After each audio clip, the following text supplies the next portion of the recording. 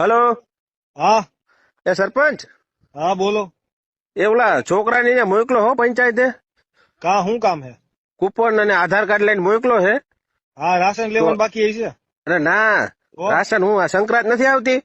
હા હા હા તો મને તલાટી મળ્યા હતા, તેને મને કીધું કે છોકરાને મોકલજો કે કૂપન ને આધાર કાર્ડ લઈ હા અને પંચાયતે મોકલજો સરપંચ પાસે કે એક સભ્ય દીઠ 5-5 પતંગો આપે છે કે.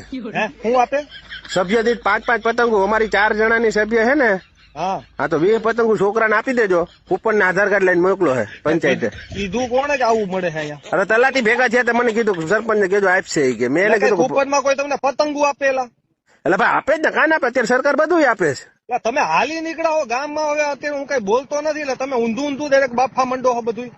એટલે ભાઈ મને લાગે તમારે ખાઈ જાવી લાગે ભાઈ.